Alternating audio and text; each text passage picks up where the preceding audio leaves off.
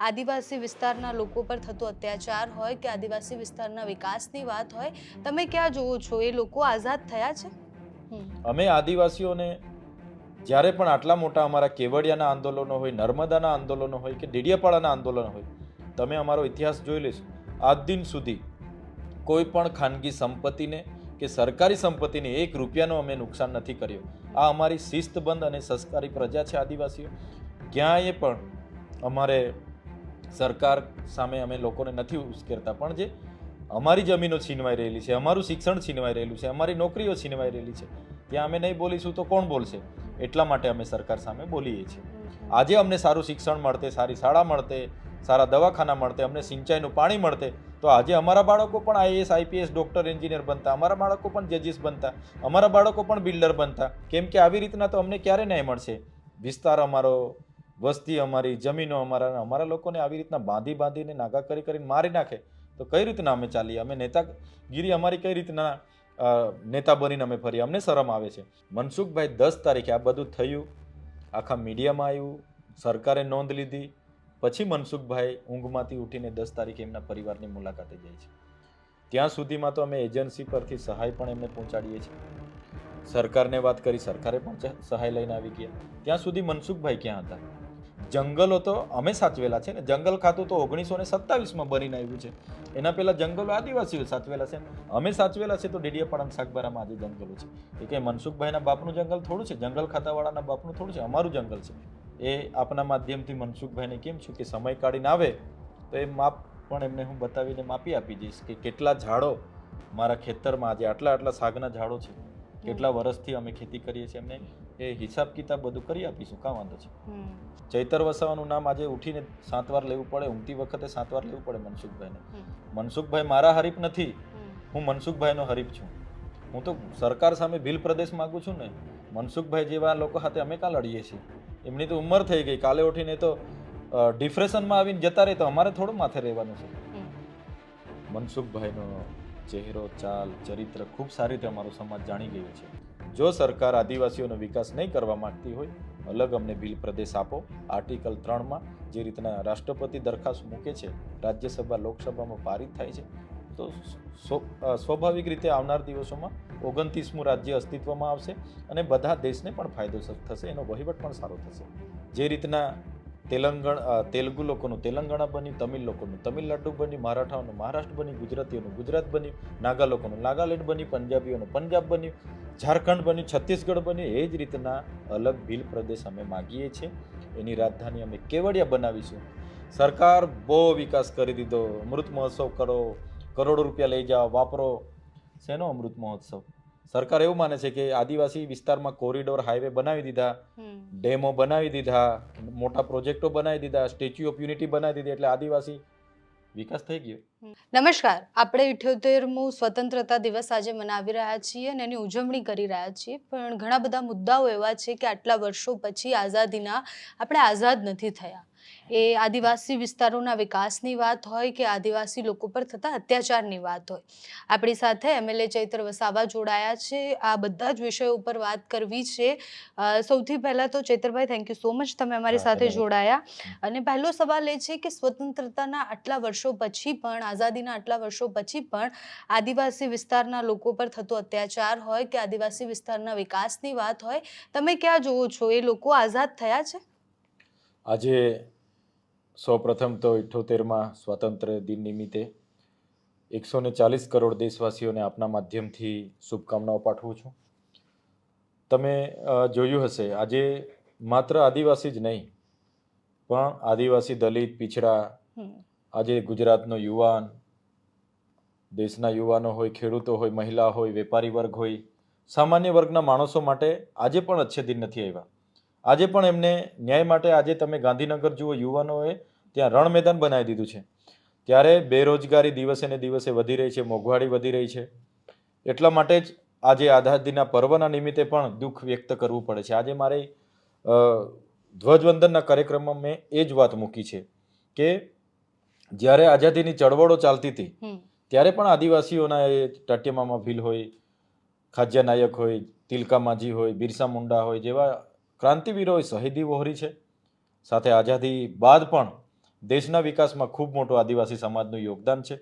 છતાં પણ આજે આદિવાસી સમાજને શિક્ષકો માટે પણ રોડ પર ઉતરવું પડે, શાળાઓ માટે રોડ પર ઉતરવું પડે, સારી બસની સુવિધાઓ માટે રોડ પર ઉતરવું પડે, રસ્તાઓ માટે રોડ પર ઉતરવું પડે, પીવાના પાણી માટે રોડ પર ઉતરવું પડે, ડોક્ટરો દવાખાનાઓ માટે રોડ પર ઉતરવું પડે. તો ક્યાંની આઝાદી છે?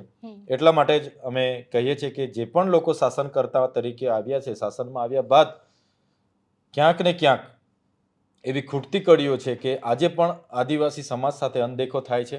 ત્યારે આજે પણ આદિવાસી સમાજને સ્વતંત્રતા નથી. અમારે એક સામાજિક પ્રસંગ કેવડિયા ખાતે કરવાનો હતો, અમારો અધિકાર છે સંવિધાનમાં, છતાં અમને ત્યાં બંધક બનાવવામાં આવ્યા. કેમ? અમે ભારતના નાગરિક નથી? શું અમે નક્સલવાદીઓ છે? ત્યાં જઈને અમારે ધમાલો કરવાની હતી? તો આ જે પ્રશાસનની સિસ્ટમ છે, કોઈ પણ વિપક્ષના કાર્યક્રમોને દબાવી દેવાની, નેતાઓને દબાવી દેવાની, ઈડી સીબીઆઈ પોલીસનો ઉપયોગ કરવાનો, એની સામેની હજુ પણ આપણા દેશમાં આઝાદી નથી, એવું હું સ્પષ્ટ માનું છું. ચૈતરભાઈ, સતત આંદોલન કરો અને મુદ્દા ઉપાડો અને સતત એવું કહેવામાં આવે કે તમે આદિવાસીઓને ઉશ્કેરો છો.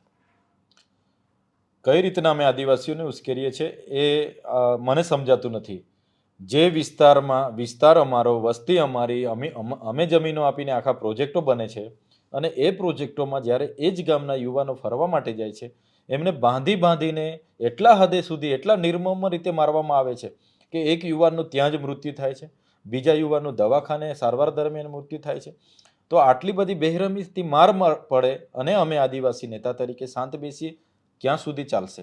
અમે આદિવાસીઓને જ્યારે પણ આટલા મોટા અમારા કેવડિયાના આંદોલનો હોય, નર્મદાના આંદોલનો હોય કે ડેડિયાપાડાના આંદોલન હોય, તમે અમારો ઇતિહાસ જોઈ લેશો, આજ દિન સુધી કોઈ પણ ખાનગી સંપત્તિને કે સરકારી સંપત્તિને 1 રૂપિયાનો અમે નુકસાન નથી કર્યો. આ અમારી શિસ્તબંધ અને સંસ્કારી પ્રજા છે આદિવાસીઓ.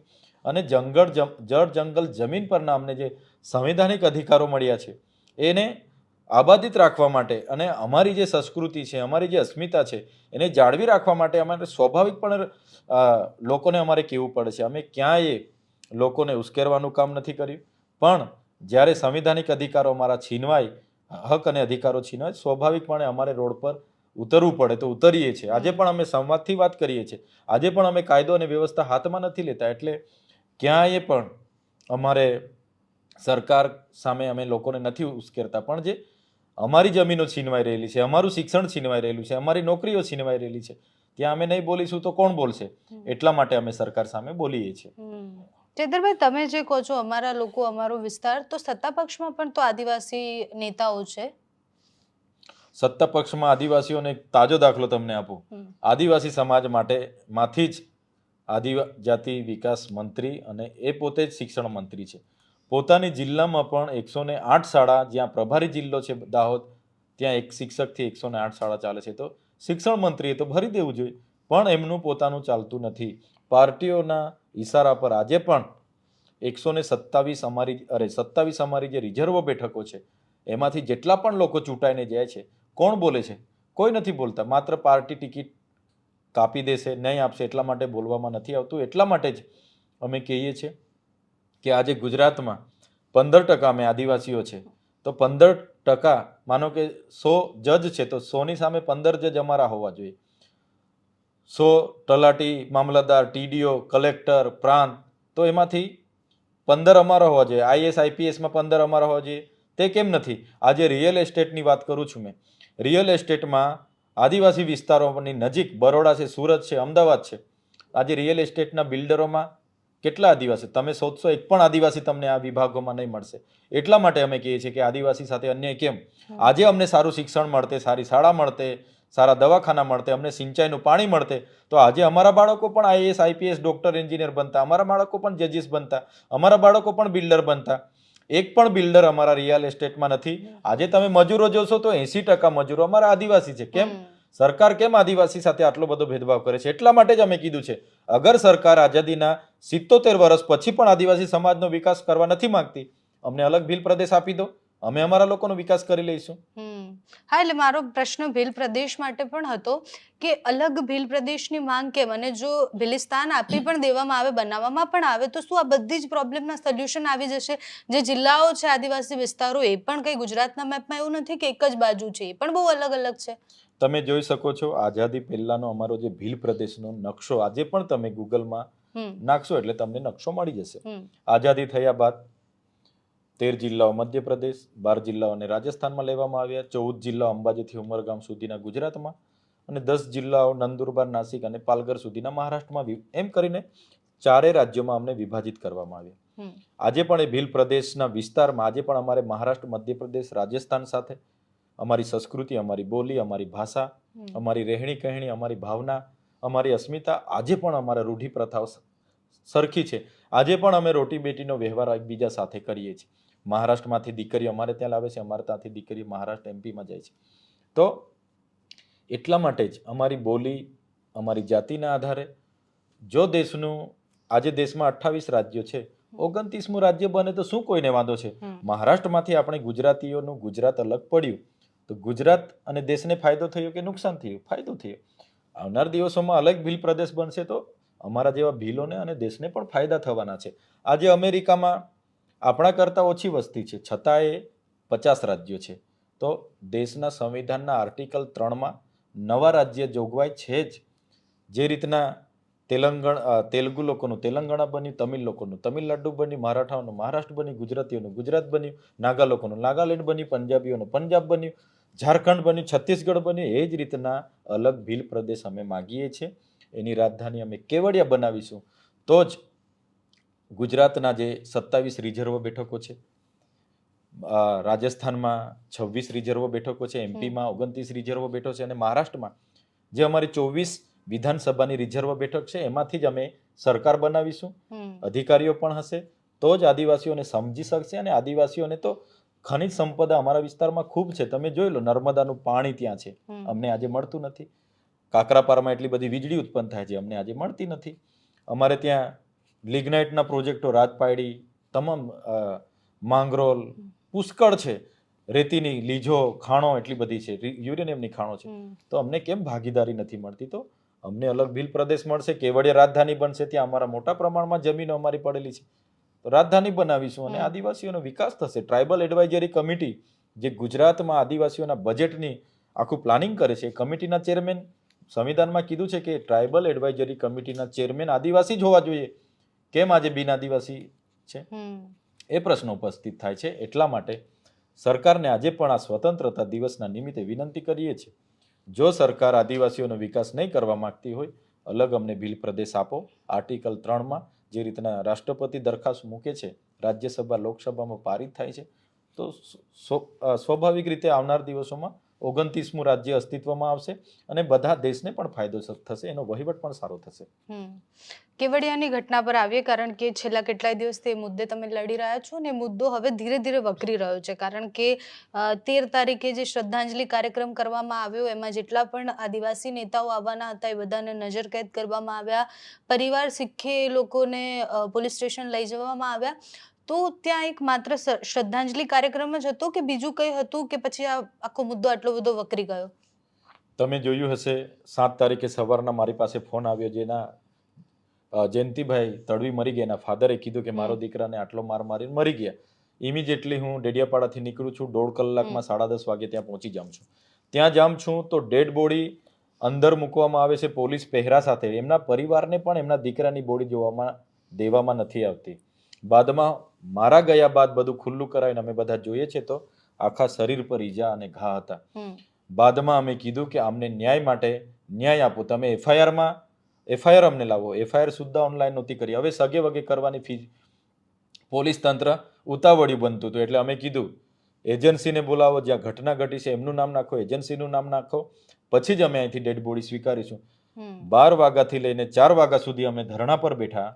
બાદમાં એજન્સીએ અને પોલીસ વિભાગે બાહેધરી આપી કે અમે એફઆઈઆર કરીએ છીએ, તટસ્થ કાર્યવાહી કરવામાં આવશે.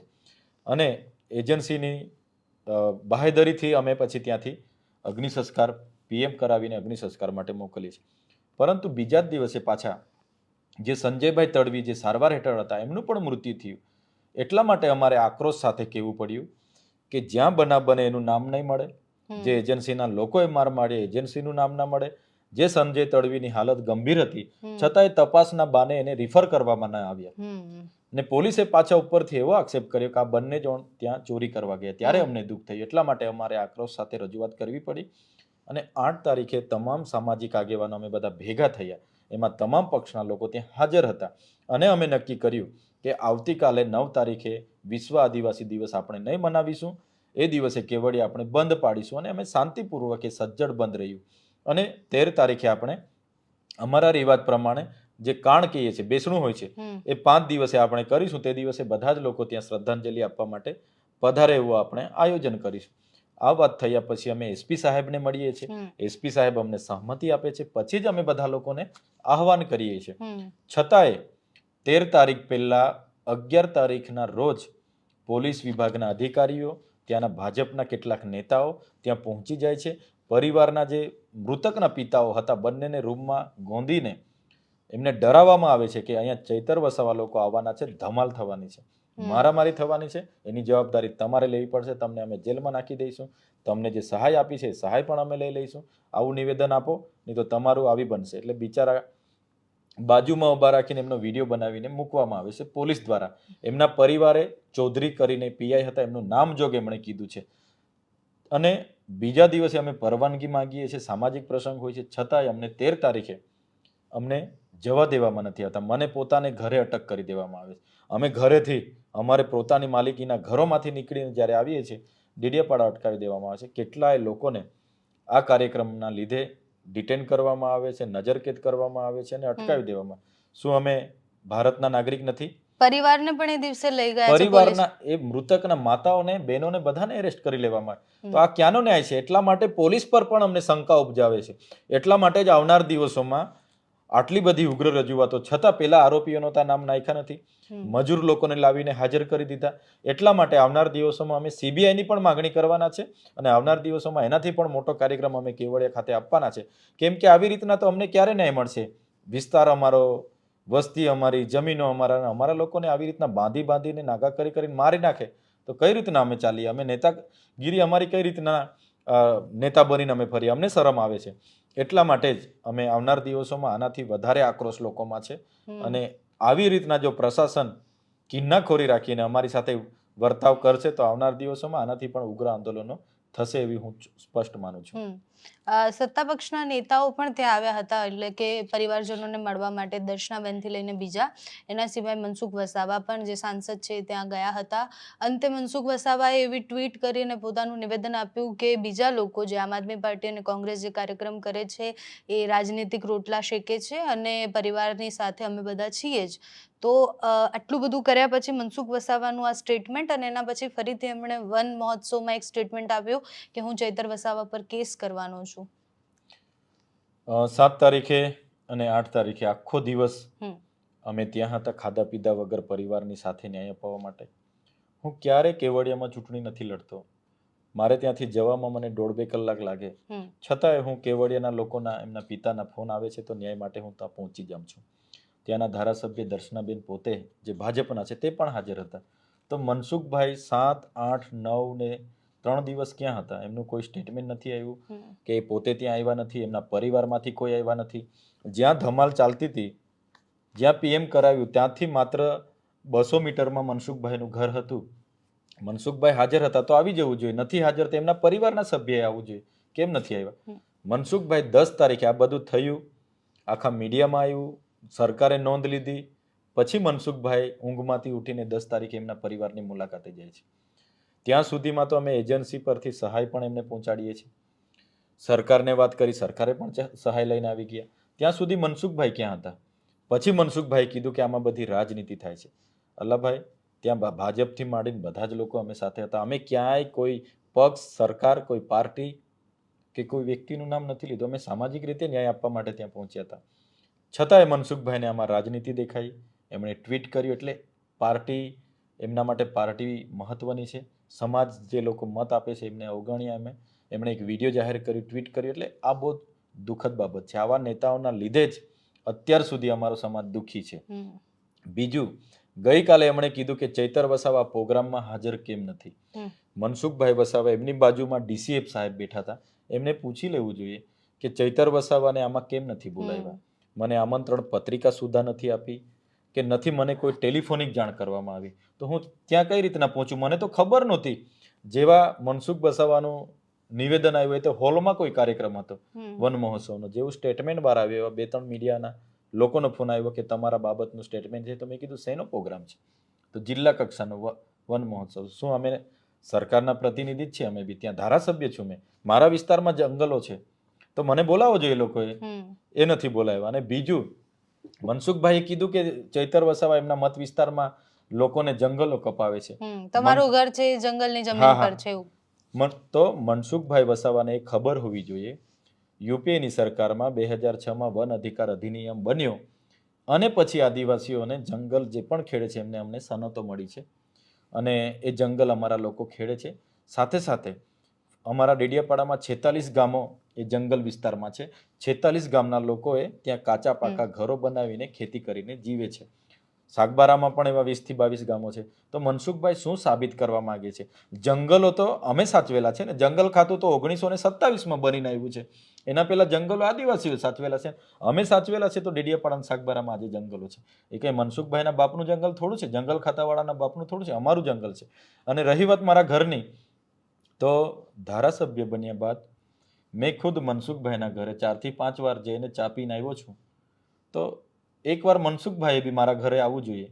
ચા પીને જશે, સાથે મેજરમેન્ટ લઈને આવે એટલે હું એમને માપી પણ આપીશ જંગલ ખાતાની જમીન કાં છે ને ચૈતર વસાવાનું ઘર કાં છે.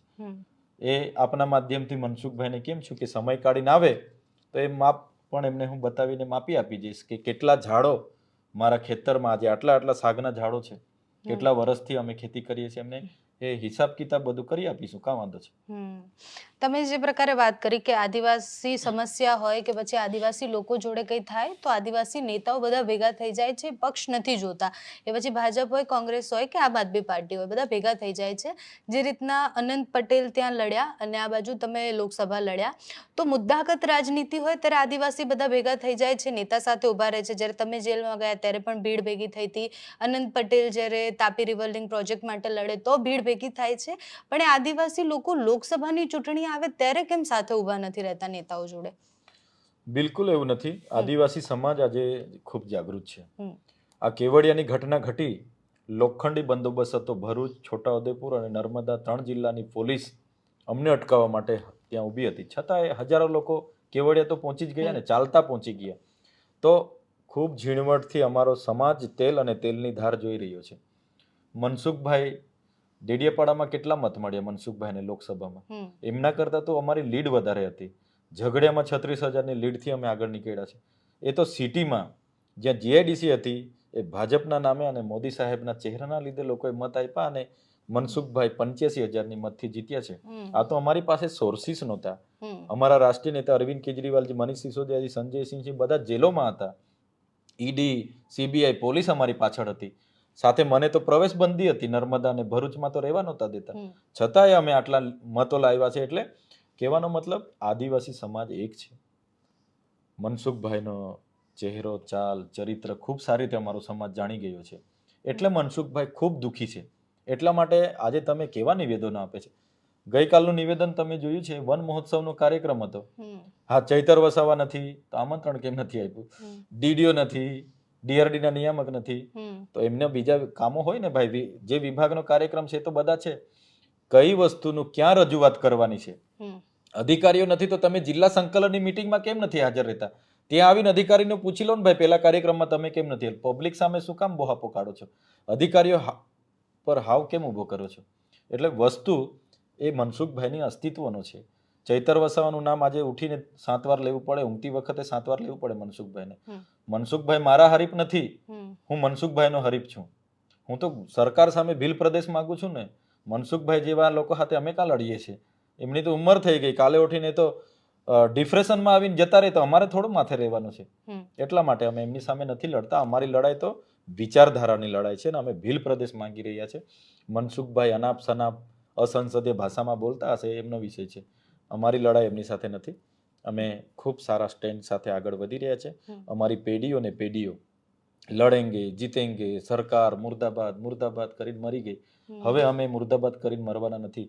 આવનારી પેઢીઓને સારી શાળા, સારી શિક્ષા, સારા દવાખાના, સારી યુનિવર્સિટી, સારી કોલેજો, સારા રસ્તા બધું આપીને અમે જવાના છે. એટલા માટે ભીલ પ્રદેશ માંગીએ છીએ. સરકાર બહુ વિકાસ કરી દીધો. અમૃત મહોત્સવ કરો, કરોડો રૂપિયા લઈ જાઓ, વાપરો. શેનો અમૃત મહોત્સવ? સરકાર એવું માને છે કે આદિવાસી વિસ્તારમાં કોરિડોર હાઈવે બનાવી દીધા, ડેમો બનાવી દીધા, મોટા પ્રોજેક્ટો બનાવી દીધા, સ્ટેચ્યુ ઓફ યુનિટી બનાવી દીધી એટલે આદિવાસી વિકાસ થઈ ગયો. આજે આદિવાસીની પરિસ્થિતિ શું છે? જે છે તે. એટલા માટે વ્યાખ્યા વિકાસની અલગ હોય છે, વરવી વાસ્તવિકતા અલગ છે. એટલા માટે જ અમારા જેવા યુવાનો, હજારો યુવાનો આજે તૈયાર છે નોકરી ધંધા છોડીને અમે સામાજિક કામ કરીએ છીએ. એટલા માટે આવનાર દિવસોમાં અમે ભીલ પ્રદેશ લઈને રહીશું અને એની રાજધાની અમે કેવડિયા બનાવવાના છે. હા. છેલ્લો નાનકડો સવાલ છે. તમે જે કીધું કે આદિવાસીઓ માટે વિકાસની પરિભાષા અને વ્યાખ્યા ખૂબ અલગ હોય છે, તો તમારા હિસાબથી આદિવાસી માટે વિકાસ શું છે? રોડ, રસ્તા કે સ્ટેચ્યુ ઓફ યુનિટીને આદિવાસીની જરૂર નથી. આદિવાસીઓ પર એટલી વીઆઈપી ગાડીઓ કે ખટાર ટોલા પણ નથી.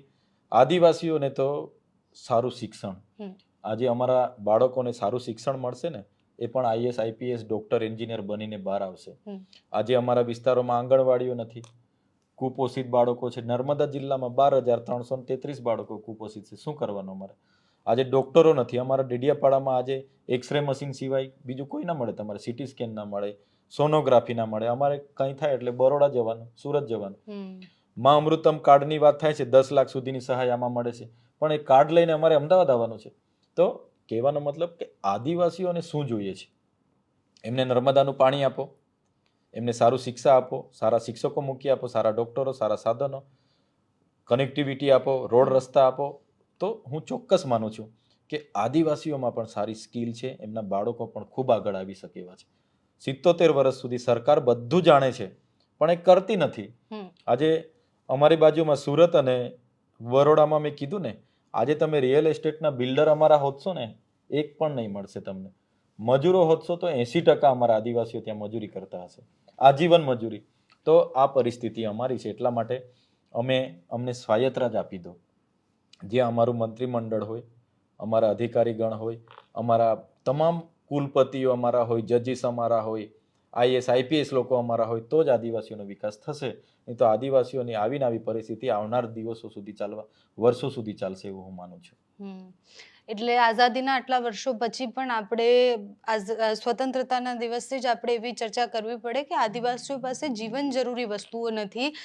ચૈત્ર વસાવા જે વાત કરે છે એ બહુ જ પહેલાંથી બહુ જ બધા લોકોએ પણ કરી છે કે આદિવાસી લોકો માટે વિકાસ એટલે એમની પરિભાષા જે છે કે એમના માટે સારું રહેવા માટે હોય, પીવા માટે સારું પાણી હોય અને સારા રસ્તા હોય ક્યાંય પહોંચે તો. આપણે અનેક એવા વિડીયોઝ જોયા છે કે જેમાં સ્કૂલની હાલત ખરાબ હોય, ક્યાંય પહોંચવા માટે રસ્તા ના હોય, બધાને જોડી કરીને લઈ જવા પડે. એટલે ત્યાં સુધી જો વિકાસ પહોંચે છે તો એને ખરેખર વિકાસ કહેવાય. બાકી આપણે હજી પણ લાંબો સમય સુધી આ જ વિકાસની વાત કરવી પડશે અને આ જ આદિવાસી સમાજના લોકોને આગળ વધારવાની વાત કરવી પડશે. આપણે એમના માટે શું કરીએ છીએ આપણને પ્રશ્ન હોવો જોઈએ, કઈ રીતના કરીએ છીએ આપણને પ્રશ્ન હોવો જોઈએ.